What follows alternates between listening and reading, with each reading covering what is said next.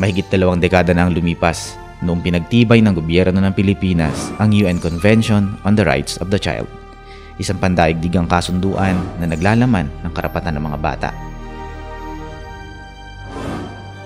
Ang bawat bansa na nangakong tutuparin ang karapatan ng mga bata ay dapat magpasa ng report tungkol sa kalagayan ng mga bata sa UN Committee on the Rights of the Child kada 5 taon. Maaari rin magpasa ng sariling report ang mga NGOs at ang mga bata, ngunit sa kasalukuyan, wala pang children's report na naipapasa sa UN mula sa Pilipinas.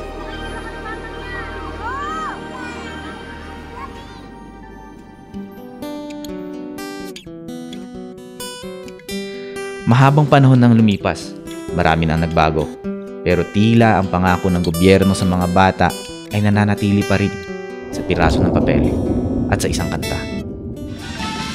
Ang bawat bata sa ating mundo ay may pangalan, may karapatan, tumatanda ngunit Higit na kahit sino, ang mga bata ang makakapagsabi sa atin kung natatamasa ba nila ang kanilang mga karapatan. Pero madalas, ang mga munti nilang tinig ay hindi pinapakinggan. Ang mga bata ay may papel sa pagbabantay at pagkamit ng kanilang karapatan. Sila mismo yung nakakaalam kung ano ba yung sitwasyon nila more than us adults. No? Sila yung nandun sa community, sila yung nakararanas ng mga issue, sila yung nakakaalam kung ano ba yung kulang, ano yung kailangan gawin. No? Marami silang pwedeng masuggest kung paano ma-improve yung sitwasyon ng mga bata. Ang C2C ay isang proyekto kung saan ang iba't ibang organisasyon ng mga bata ay nagsama-sama upang bantayan at itaguyod ang pagpapatupad ng UNCRC sa Pilipinas. May project team na nangunguna dito. Ang project team ay binubuo ng kinatawan ng iba't ibang organisasyon ng mga bata. Bali po, nag-start po ang C2C 2009. Nagkasundo po yung 4 na organisasyon, yung AKAP, yung CYO, yung IMEDCO at yung AYM na magsama-sama po para maging isang project team, makabuo ng activity na pang national level. Gumagawa ng mga aktibidad upang maipaalam sa kapwa bata ang ating mga karapatan at ipahayag ang mga nakikita at nararanasang issue ng mga bata sa Pilipinas sa pamamagitan ng paggawa at pagbasa ng report sa UN Committee on the Rights of the Child. Iba't ibang aktibidad na ang matagumpay na nagawa ng C2C Project. Ang lahat ng aktibidad na ito ay tinukoy at pinangunahan ng mga bata. Gumawa po ang C2C Project Team ng Teka Muna Bata Magazine para po ipaalam sa mga bata na narito ang kanilang karapatan na nakapaloob sa UNCRC. Nag-aral po kami doon sa UNCRC po, saka yung pag-CRC monitoring process. Saka po, in-identify po namin yung 3 major issues sa bawat barangay. Gumamit din po kami ng yung process po, ng method po para makuha yung katulad po ng FGD, yung mapping po.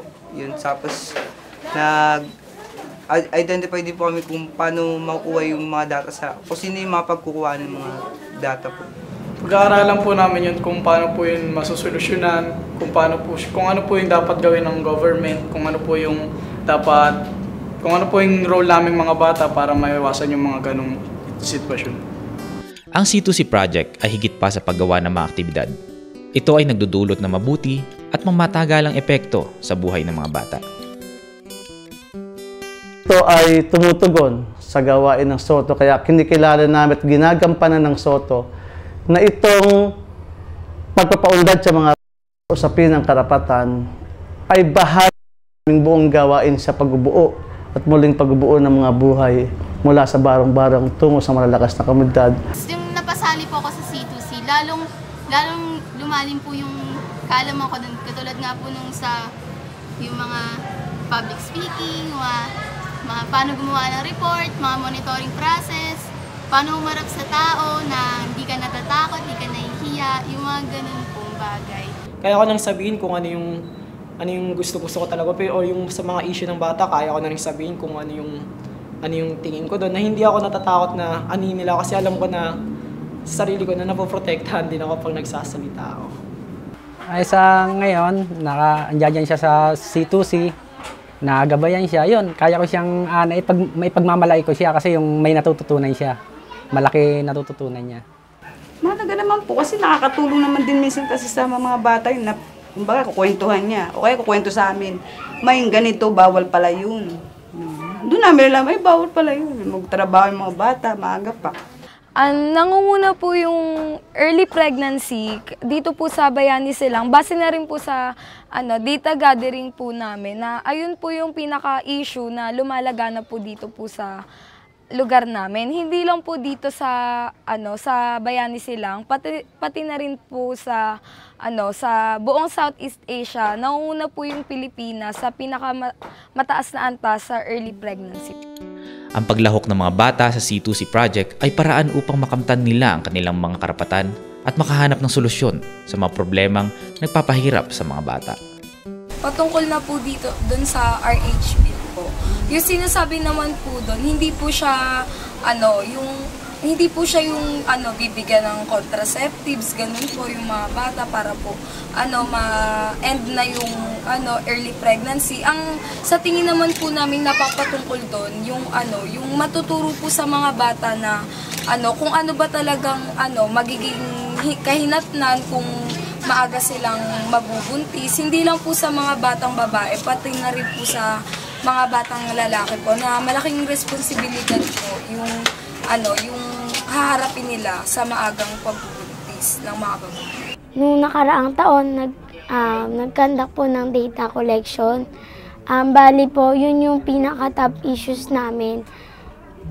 Yun yung corporal punishment. Sana magkaroon sila ng action. Bali po, orient nila din yung mga parents kung paano nilang tratuhin yung bata na dapat itrato sa kanila, yung positive discipline din po. Yung mga bills na pwedeng maiugnay sa pang-aabuso, sana maipasa nila. Ang pagsasama-sama ng iba't ibang organisasyon ng mga bata ay mahalaga. Dahil ang karanasan ng iba't ibang bata, kapag pinagsama-sama, ay magbibigay sa atin ng malinaw na larawan ng kanilang kalagayan. Matutukoy po natin dito kung nagagawa po ba yung mga karapatan namin, kung nasusolusyonan po ba yung mga issue namin. Tapos, kung isa sa katuparan po ba yung mga ilagdaang batas sa UNCRC po. Sana po sumali po yung mga ibang children's group dito po sa layunin namin na i-monitor po yung lahat ng issue ng mga bata na matigil na po. Kasi kung mas malakas po yung boses ng mga bata, mas matutugunan po na matigil na lahat ng mga kinakaharap na issue ng mga bata. Hinihikayat ko ang ibang mga magulang na kung ang mga anak nila ay gustong sumali sa mga ganitong organisasyon, hayaan nila, suportahan nila upang maging maganda ang kapupuntahan ng kanilang mga anak at hindi sa mga bisyo, hindi sa mga drugs. Kaya tayo mga magulang, kung mayroong mga project na ganito, suportahan natin siya at huwag sansalain yung mga gusto nila dahil sa ikabubuti naman nila ito. Tunay ngang may kayang gawin ng mga bata sa ating lipunan. Kung sila ay mabibigyan ng pagkakataon at sapat na gabay, hindi malayong makamtan natin ang lipunang may mataas na pagpapahalaga sa karapatan ng mga bata.